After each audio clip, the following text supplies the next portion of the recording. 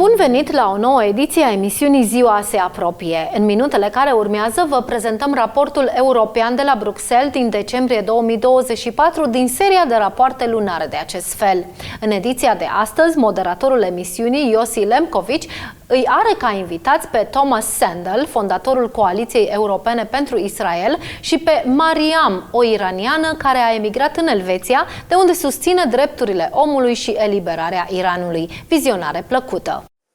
Since the Iranian Revolution in 1979, the Islamic regime in Tehran has been a source of instability and extremism all over the Middle East, but not only across the world.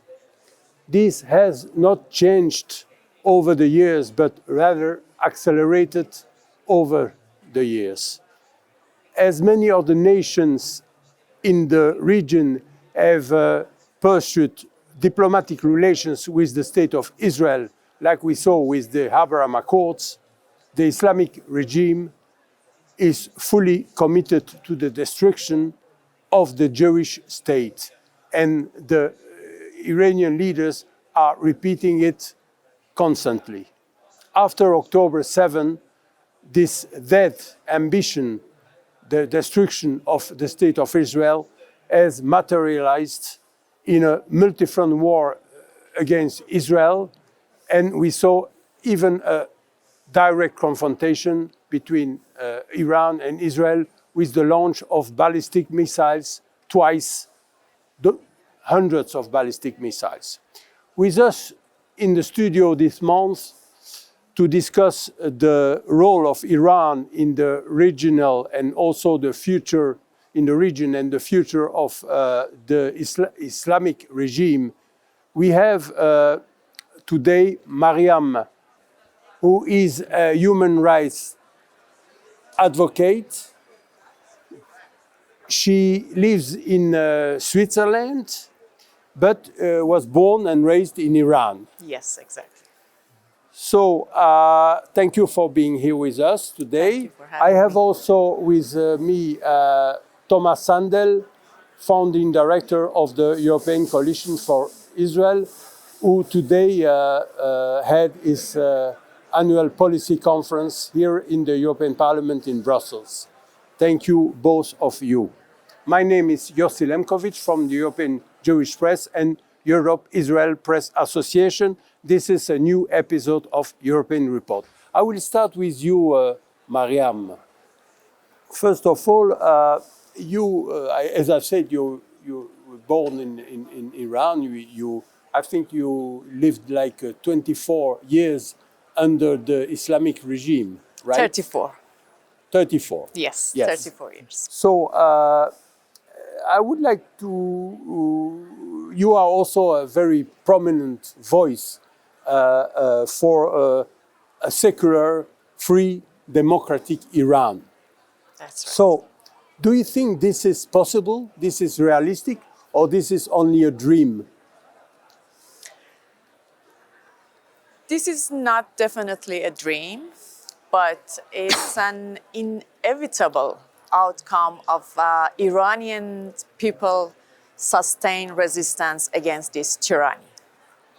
The courage demonstrated by Iranian people during the movement, Women Life Freedom movement, has proven that the demand for democracy, a free, democratic, secular Iran, has rooted among the population.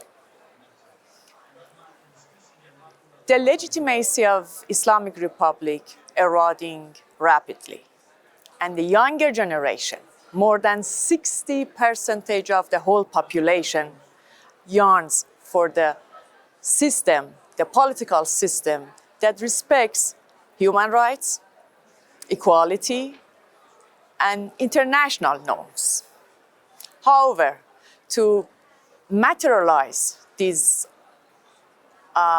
vision, we definitely need the international support. I have a follow-up question. I would say you're advocating the fall of the Islamic regime, like another regime, a democratic regime. Do you think it can come from inside or from outside, or both? Definitely, it should be done inside. This is the job that Iranian people are supposed to do. But to do so, Iranian people need international support. And by international support, I don't mean any military intervention. I mean, first of all, those foreign governments should stop supporting the regime. That's the first step. And then put maximum pressure on the regime and give maximum support to Iranian people. Together with this international support and the courage by Iranian people inside, we can tackle this dictator regime. Tomas Sandell, today, as I mentioned, you have led a conference, policy conference, and Iran, the Middle East in general, but specifically Iran, was one of the main topics. So I would like to tell us what were the main points discussed during this conference. Thank you, Yossy, and thank you, Maryam, for joining the show. I think the conference today would not have been would not have achieved what it did if it wasn't for your contribution and the fact that you were there representing the Iranian people. And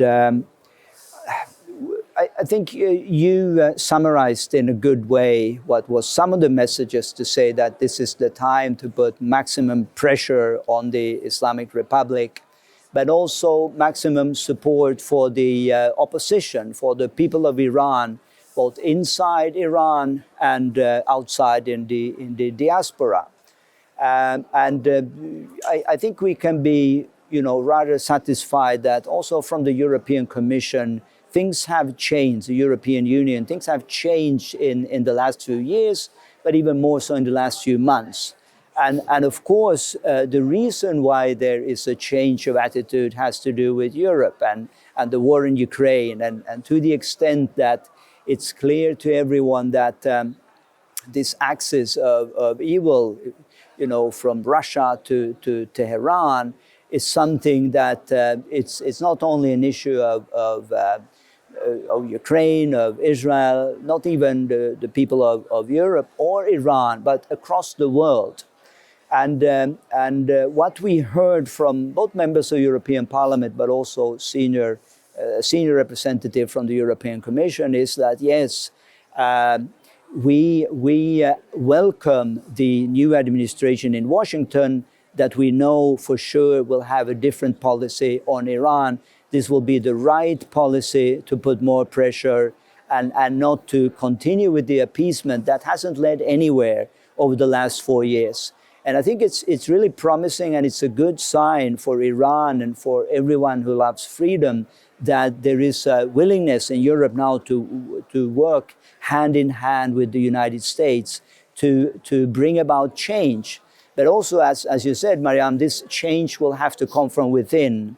And we know the people of Iran, especially the women, the young girls, are very courageous, and they really need our full support here in Europe and at the European institutions. So these were just some of the takeaways that came out very strongly from the conference.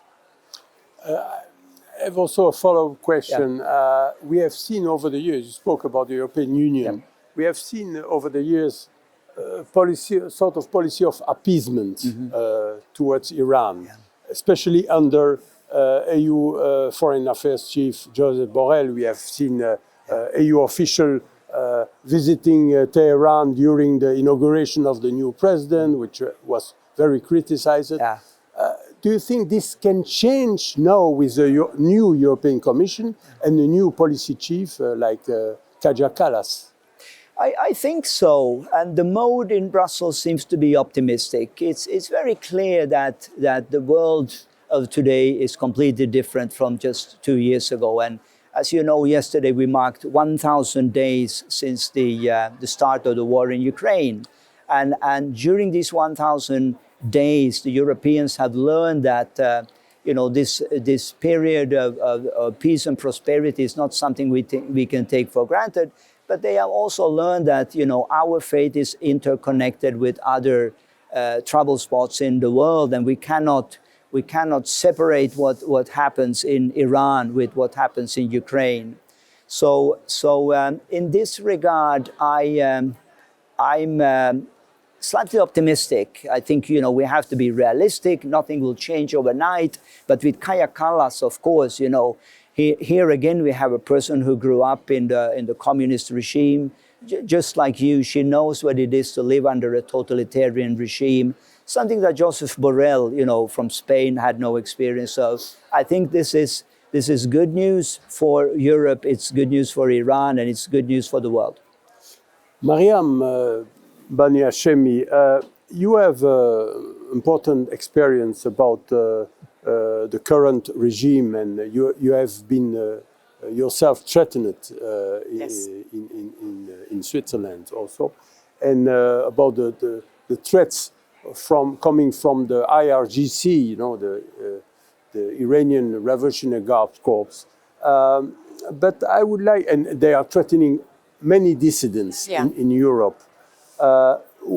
What can Europe do to protect its citizens, but also these dissidents? Because we saw also attempt to bomb a meeting of dissidents in France some years ago. So what can be done to protect this opposition, this democratic opposition inside, also inside Iran? So because there is a big repression in Iran against the population, against those who are protesting. So what can be done? I believe Europe has dual responsibility in this regard, ensuring the security of Iranian dissidents in exile, and also giving enough support and empowering Iranians inside. So both outside and inside. We have seen enough threats towards Iranian diaspora outside. So many people, including me, got those threats. And I should be honest, when I got those threats, I didn't take them very seriously. It's not wise to say that I'm not afraid of them.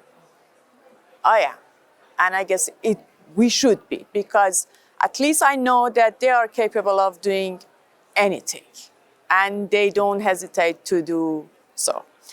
But as I was part of the IRGC terrorist campaign, I thought that they just want to scare us to stop.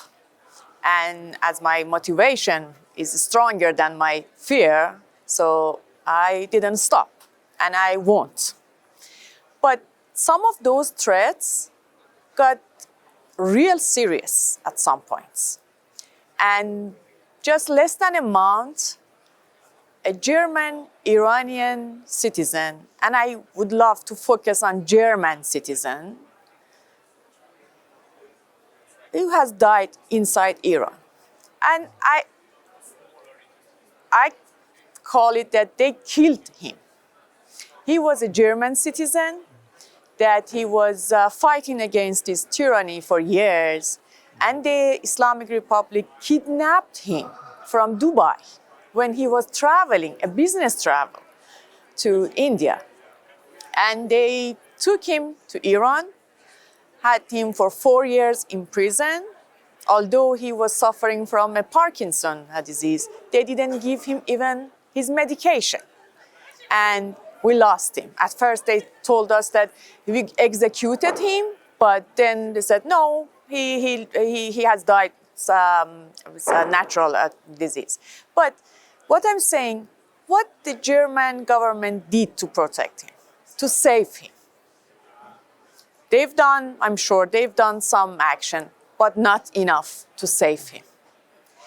That's the point that proves us that Iranian diaspora, Iranian dissidents living in Europe, and also European citizens are not safe here in Europe. So definitely the European governments need to take more decisive actions to be ensured about this security.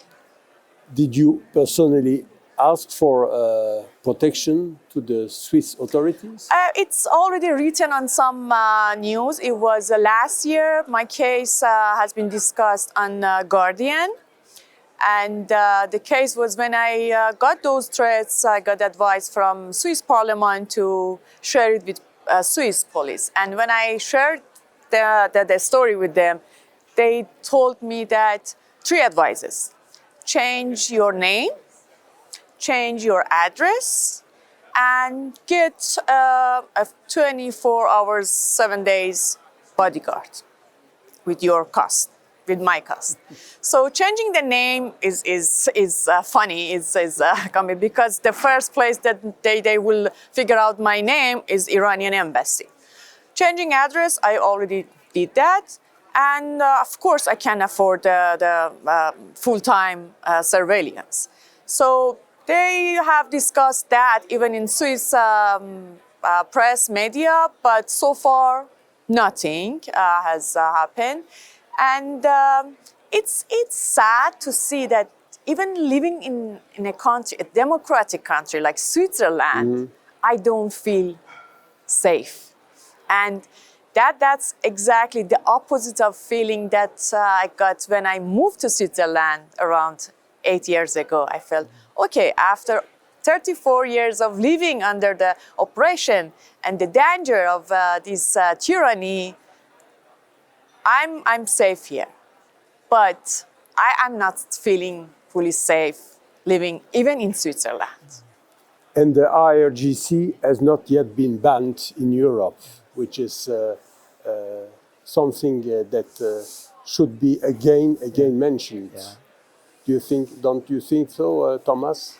I mean, absolutely, and this has been on the agenda for many years. I think the support for a ban has never been stronger than today, and we know that Germany, this is something that they are now pushing actively in the European Council, also with the great support of Sweden, 2 countries that have, very clear experience of what the IRGC is capable of doing to their citizens. But we also know that there are countries that for some reason are opposed to a ban. We are trying to figure out, why is this?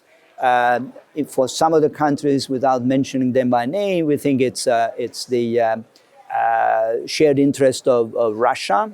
This is not in the interest of Russia to have IRGC being banned or limited as the war the aggression in Ukraine continues. But I also think that there are clearly commercial interests. We live in a cynical world where principles and values and convictions are very light in comparison to commercial interests. And if we only look at Germany for a few years back and why they were so accommodating to Iran, we have to look at the volume of trade at that time with Iran. And of course, no responsible CEO of any major company or political party representing them wanted to take that hit, which banning at that time export and import to Iran, what it would entail. So this is a cynical world that we are living in. But nevertheless, I would say that the chances of actually seeing a breakthrough has never been greater. And I'm still hopeful that with the new High Representative Kaja Kallas, that she will be strong enough to push this through, because we know, again, going back to Joseph Borrell, he would say that because of legal reasons, legal complications, this is not possible. But we know that's nonsense. When there's a will, there is a way, and this also applies to a banning of IRGC. Tomas Sandell, as a head of the European Coalition for Israel, why is it so important for you to support the democratic opposition in Iran? Why? Yeah, I think, when we say, obviously the reason we were founded had to do with combating anti-Semitism, promoting good relations between Europe and our closest allies in the region, Israel. But that never excluded anything, and including the Palestinian people. We are just as concerned about the quality of life and the prospect of a future for all peoples. So there's no contradiction. But I think that looking at what has been the main source of instability in that whole region and the source of fueling all these hostilities around the world, we come to Tehran and we come to the Islamic Republic. And I think Maryam and other speakers today said it's very important that we make a distinction between the people of Iran and the Islamic Republic that has lost, I think, most of its credibility with the people. And so when we say that, we long for the day that there can be regime change in Iran, that there could be a free and secular liberal democracy in whatever shape and form it takes, it's just a general principle of universal values that should apply to the people of Iran just as much as they apply to the people of Europe. And I would include Lebanon, in that equation. But let me also say that I'm optimistic. And in my speech, I mentioned that, we have these defining moments in world history, the period before 1989, the period before 2020. At the time, no one thought Soviet Union could crumble down. Before 2020, no one thought that there could be separate peace agreements with Israel or any of the Arab states unless there was a comprehensive peace agreement between Israel and Palestinian. And both assumptions were false. So I think today that we are on this brink of either, some people even talk about the World War III, and we have to be serious about that scenario. But just as much, let us not give up hope. Let us dream and state that a different future is possible. There can be a period of peace and prosperity in the whole of Middle East. And I think there's never been a better chance for that to happen than right now. And that's why the people of Iran needs our support. Maryam, Iran has, unfortunately, a very terrible record in terms of executions in the world. Yeah. I think it's number one. Do you think that the European Union has been ineffective in combating this trend? Because the European Union always speaks about violations of human rights in Iran, but what has been done? Nothing. You're absolutely right. Today, the latest report shows 650 executions only in 2024. So the numbers are going up daily, and it's just a matter of hours. And if you look at those statistics during the last 10 years, you can clearly see the effect of actions as made by international bodies on the number of executions inside. For example, in 2050, when they put some pressure on Islamic Republic, the number of executions went down. Now they are trying to proceed with this open dialogue and just giving some condemnation after any political executions.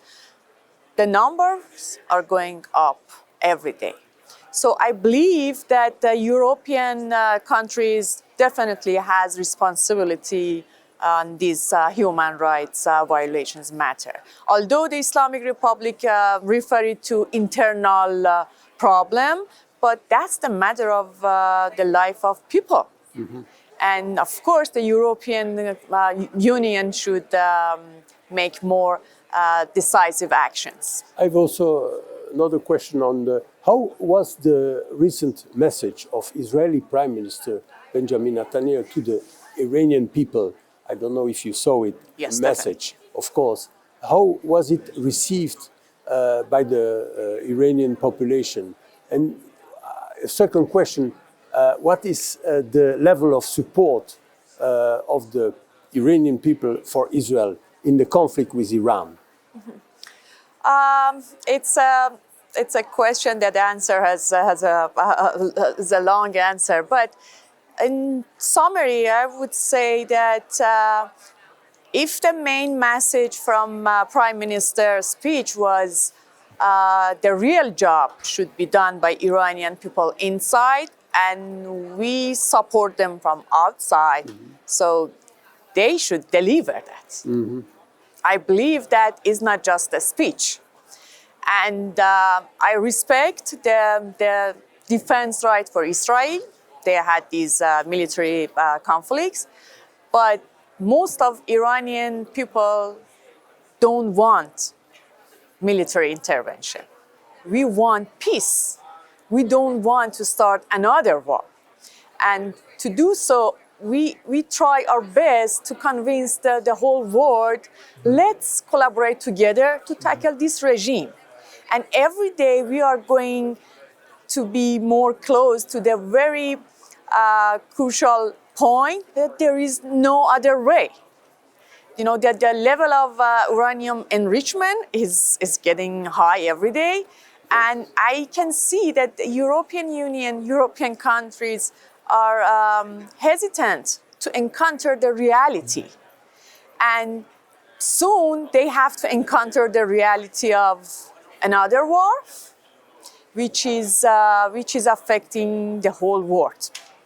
So I believe not only Prime Minister of Israel, but the other countries, if they say that this is the job that Iranian people should do inside, and we support them, they should deliver that. When people inside, they go to on the streets, they risk their own lives. And it's not just they do that without any support, we just lose more people, as we did during the last 45 years. So stability in the region is important, but for stability, we need a new regime in Iran to Hopefully. have stability in the whole region. And hopefully not regime. Of course. This brings us to an end of this edition. I would like to thank you, Maryam and Tomas Sandell, founding director of the European Coalition, for joining this program. My name is Yossy Lempkowicz, and you have just watched the European Report. See you again next month. Thank you. Thank you.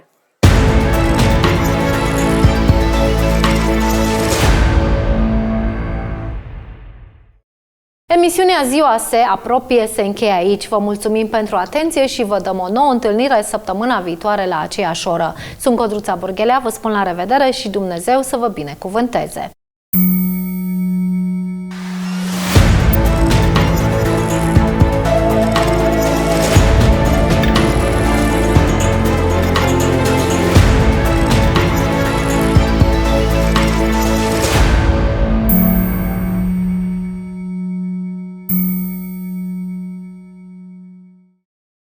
Alpha,